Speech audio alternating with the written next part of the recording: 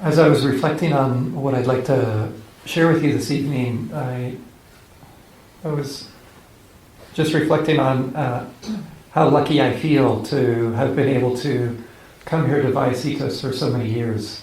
I want to really thank the communities that made that possible. In particular, Stephen, I thank you. I don't know if you remember, so many years ago in 2005, the Open Heart Sangha had invited my mentor Eric Kolvig here, and then Eric Kolvig invited me, and maybe the other Tao Sangha was in the works during that year, but they had sponsored a retreat here, and ever since then I've been able to come here most years. And what I feel so grateful about is to receive these teachings that we receive here from the natural world. I have found them to be so powerful for my own practice. As Aaron and I love to say, which is so true, the real teachers are out there. And I can't speak for Aaron. That's why I like teaching this. I feel like we get a little break. It doesn't really matter what happens tonight. Real teachers out there. We just share with you some words, or I just share with you some words and hope they won't be too misleading. But we'll see tonight. And I want to point out that I think that what I've come to realize is that the natural world has been so important, and you find this especially in early Buddhism. To remember that the Buddha did all of his practice, basically most of his practice, outside. The whole idea of having a vihara or a monastery came later on, once the monastic order was formed, after the Buddha had come to full awakening. And as Aaron shared last night, so much of the instruction is referring to that, to leaving the village and coming into the forest. And the Buddha is clear about this. For example, in the numerical discourses, he's giving these lists of what monastics and practitioners can expect in terms of growth in their practice and not decline. And one of those elements, as he says, is as long as practitioners take care to live in the wilderness, then they can expect growth and not decline. So how to understand this? What do we get from practicing in the wild?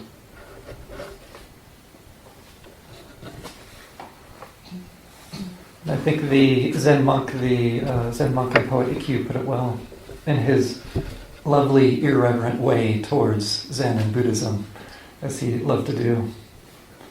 He said, "Every day priests minutely examine the Dharma and endlessly chant complicated sutras. Before doing that, though, they should learn how to read the love letters sent by the wind and rain, the snow and moon."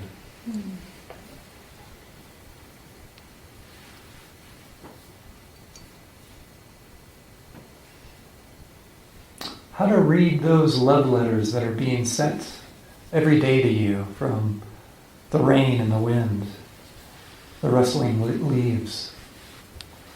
How can we begin to hear those, to understand that language? And that's what I'd like to share with you tonight, is just some reflections about learning this language of the land that is out there moment after moment after moment, sharing with us the Dharma. How can you start to hear that? How can you start to allow it to influence your practice and your path? No matter what's going on in your practice or in your life.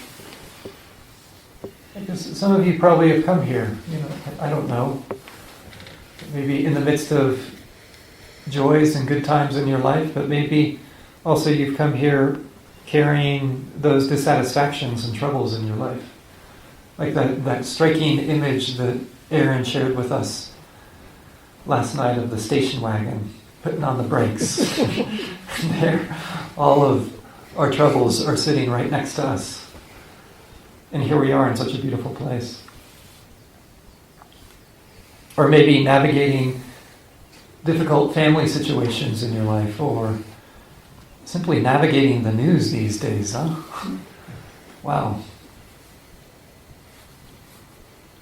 Navigating our troubled world, navigating challenges around health. This is our human predicament, and this is often what the Buddha is talking about, is how to navigate these challenges. And those love letters out there, I think, are saying something to us about how to do that. And it could be something deeper. It could be just navigating the inevitable demise of our own lives, our inevitability of our death. Some of you here, I know I've spoken with you that as the years go on and there's a feeling that you're coming close to the end, this really poignant feeling of how close death is and how important it is to really begin to wrestle with that, to bring that into one's practice. And for the rest of you, you're just deluded about how important death is. So one camp or the other, right? And of course, this is such a big part of Buddhist practice. The Buddha gave these 5 daily reflections for both lay practitioners and monastics, which much of it, not all of it, centers around keeping this at the forefront, that our lives are so ephemeral. Actually, the great poet Chezwa Miłosz puts it well. He says, the partition separating life from death is so tenuous. The unbelievable fragility of our organism suggests a vision on a screen, a kind of mist, condenses itself into human shape, lasts a moment, and then scatters.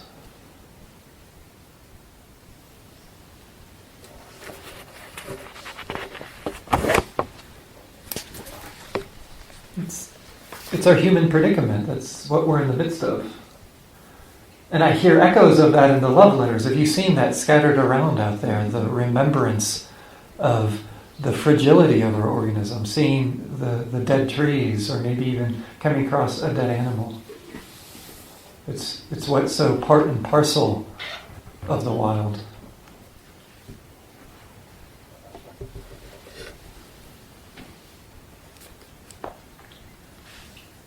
So how to start to read these love letters that might inform us about our human predicament, whether it be that family situation, our own death that's coming, our health issues.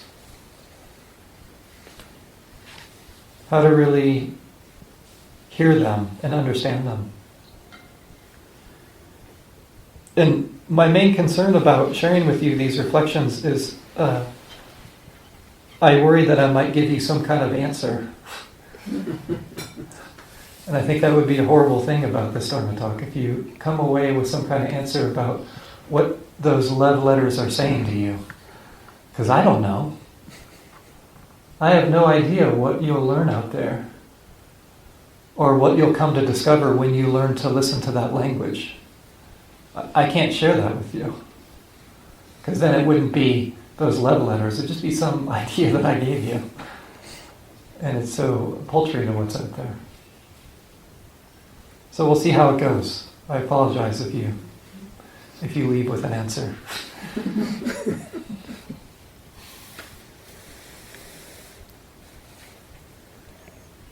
So maybe a little bit about how to read those love letters, or how to begin to listen to that language so that it comes alive.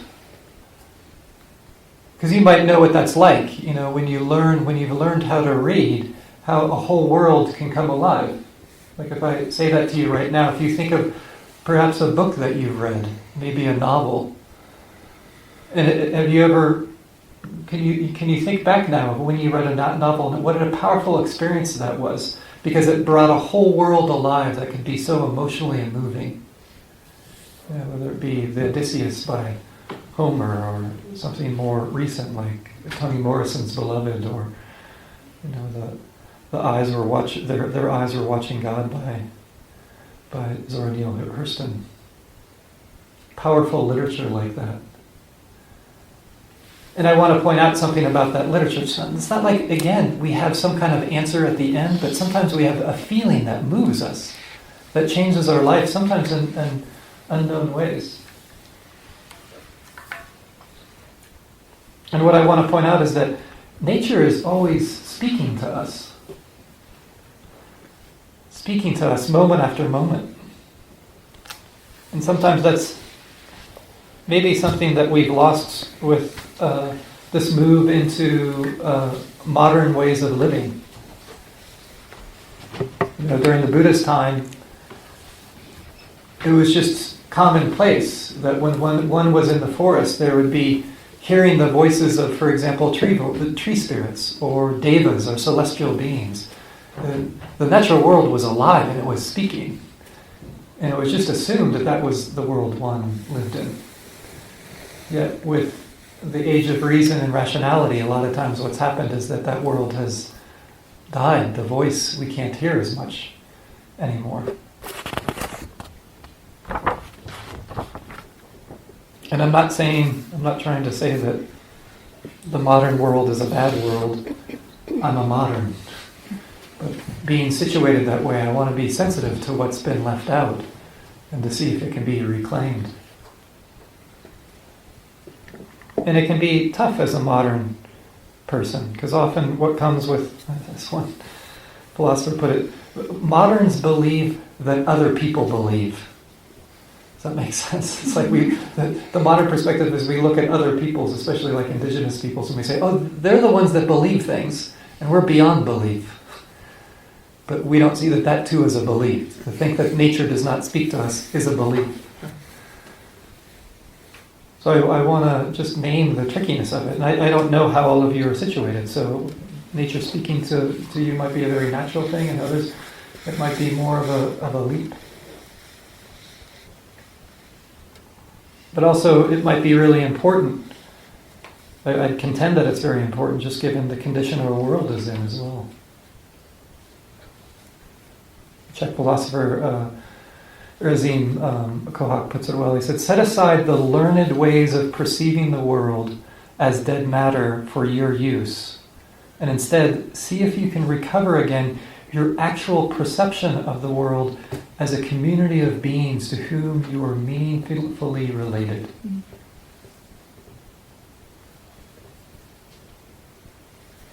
What's it like to begin to hear those love letters, to really acknowledge that we're in a community of living beings out there?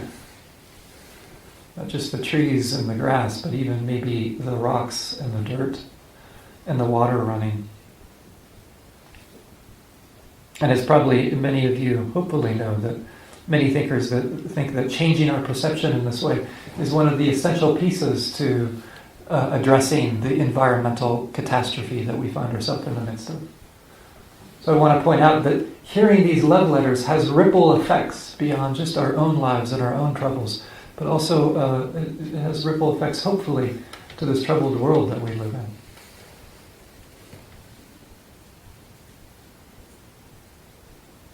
Nature is speaking to us.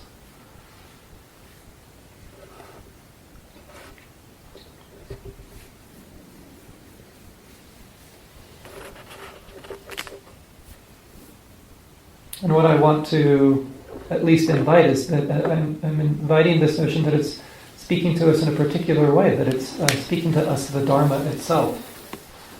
Again, this is expressed by a Chinese poet, Su Tan Po, and he expresses this in a poem that he wrote after awakening he had out practicing in the wild. And he's speaking really about the Buddha, the Buddha being manifested through the natural world. And he says, the sounds of the valley streams, it's like the sound that's out there. The sounds of the valley streams are his long, broad tongue. The forms of the mountains are his pure body. And in this very night, I heard the many sutras, the many teachings uttered. How can I relate to others what they say?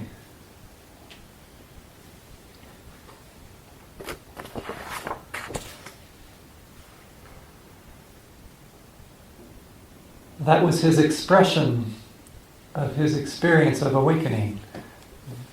Nature speaking those love letters to him in a way that freed his heart. And also, I don't want to make this to be some kind of foreign thing. I think already some of the things I've heard from some of you have been really expressions of hearing those love letters. Some of the things I heard in the group discussions and elsewhere expressed learning something and hearing things. So I want to point out this is happening. And happening in all kinds of ways, in many ways, and probably many different languages that we're hearing.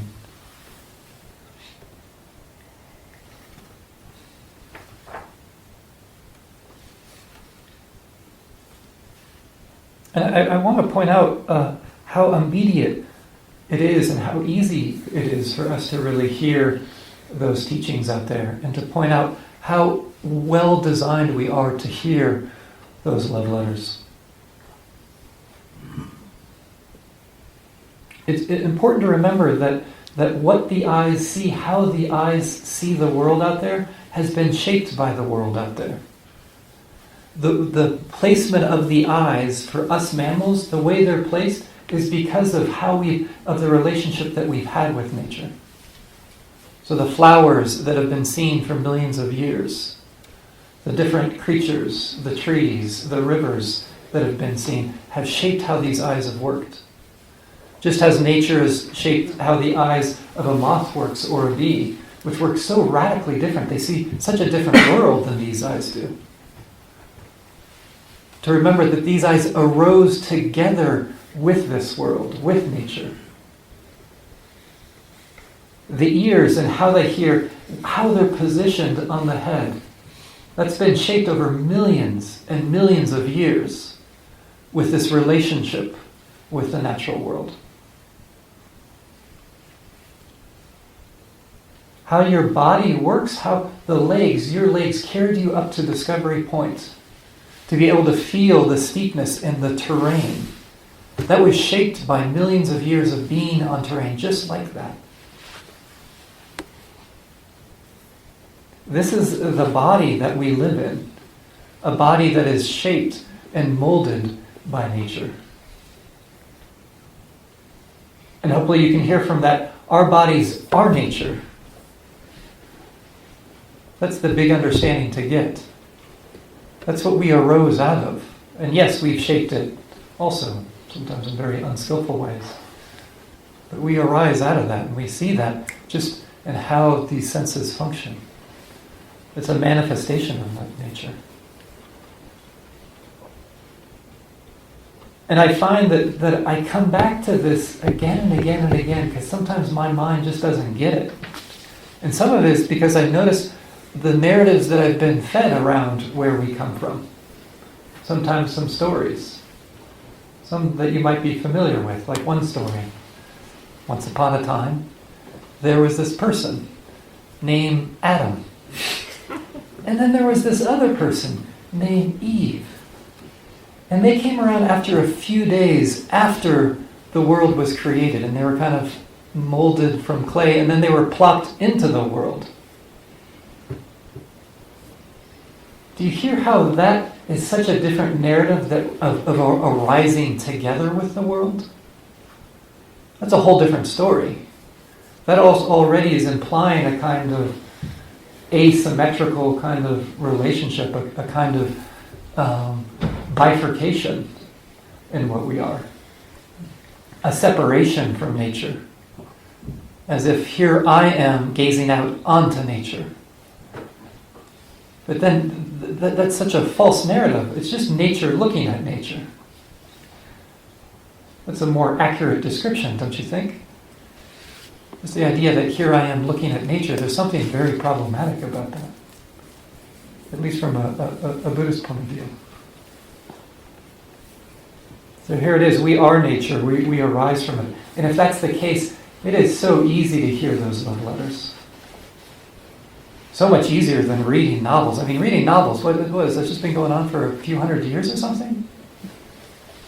And of course, some of you might know, some people feel like David Abram in particular feels like the the emergence of reading and seeing symbols is something that started to reinforce this bifurcation from nature. That it separated us in a particular way. It cut us off from really being sensitive to this language that we've been listening to, at least our ancestors, for millions of years. I don't know if I completely believe it, but I find it compelling. I like to throw it out there.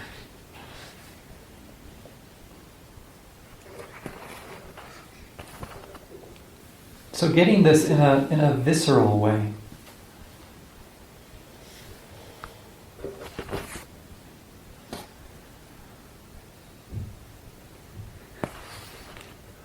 So how does this work a little bit? If I ask this question of what are those love letters saying to me? What do I hear from them? And I just want to share with you just tidbits of what I've heard, and it's so difficult to put into words, and so it will be so inaccurate.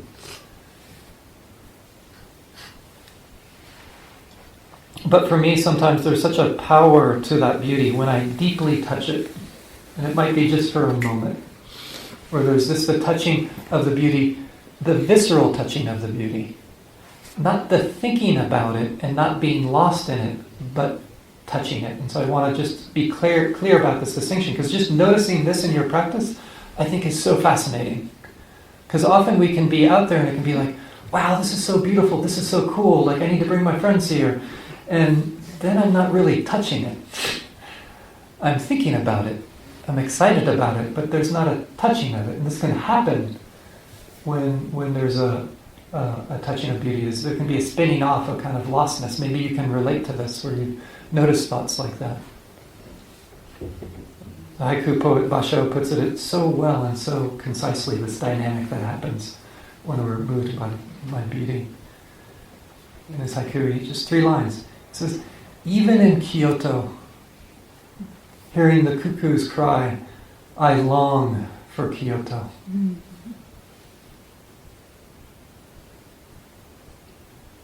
Here I am, I'm already in Kyoto, even in Kyoto, and I hearing the cuckoo's cry, and here I am here longing for Kyoto. Here I am at Vallecitos, hearing the chirping of the birds, longing to really be here at Vallecitos. Maybe you've had experiences of that. But it's different, just the rustling of the leaves. Or you might have had a moment on the porch of looking out where there was just that being with, which is different than the story. It's different than the description. That's what I call the visceral hearing these love letters.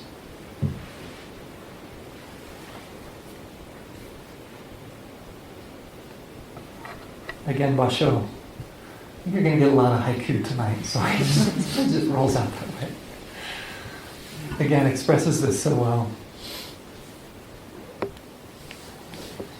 And I think what I love about haiku is how simple it is, which I think speaks to the simplicity of the practice we're trying to engage in. It says, it's not like anything they compare it to. The summer moon.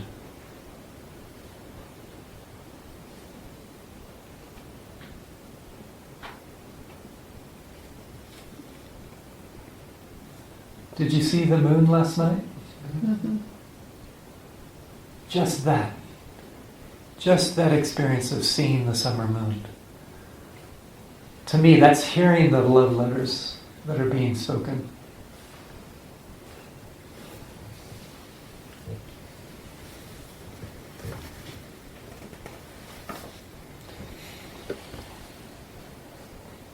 So at one and the same time, I want to point out how simple this is.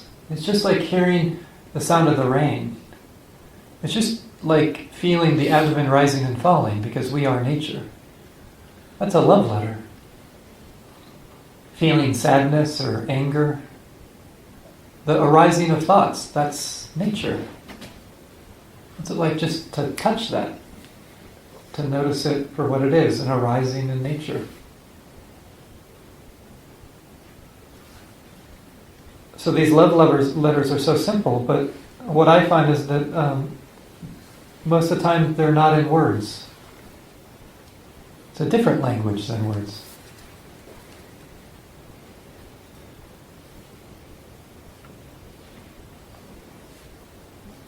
The Swedish poet Thomas Tunströmer put it well. He actually won the Nobel Prize in 2011.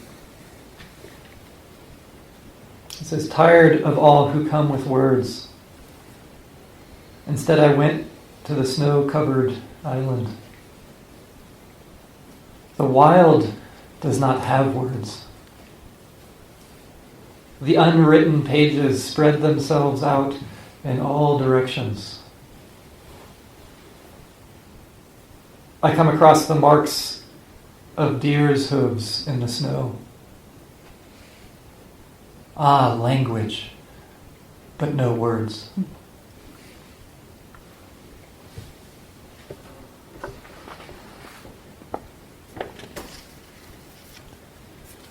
Can you begin to hear that language out there?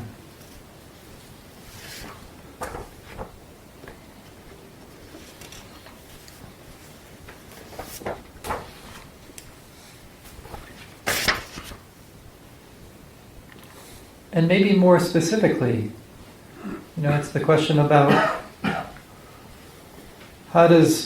what are those love letters telling you about navigating the difficulties that are arising on this retreat? What's it like to sit out there and to see how sitting out there might inform you how to be with your racing mind, or the difficult emotion, or the confusion that's arising, or the challenging health issue that you're navigating? What do the trees say to you, or the river, or the birds? How do they inform your practice?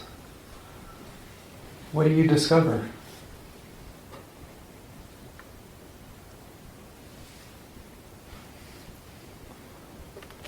So I have no idea what they'll say to you, but I'm so curious.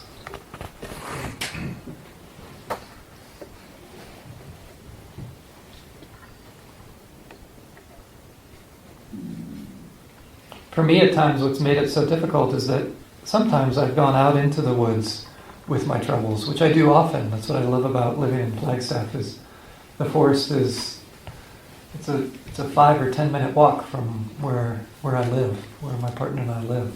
So I feel very grateful for that, to go out and practice in that space. And sometimes I realize I complicate listening to those love letters, because the thing is I want an answer. Damn it. Can I have one of those? An answer?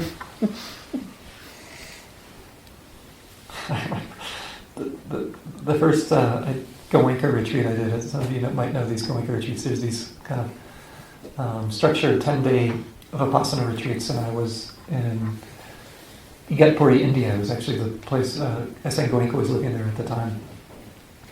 I'd done a couple of retreats, but I was really quite new to practice. And I didn't know what I was doing. I'll just be clear about that. And I didn't really know. Just a minute. Is it the battery, Brian? Yeah, I think so. It's the other one. Here's... I'm using two.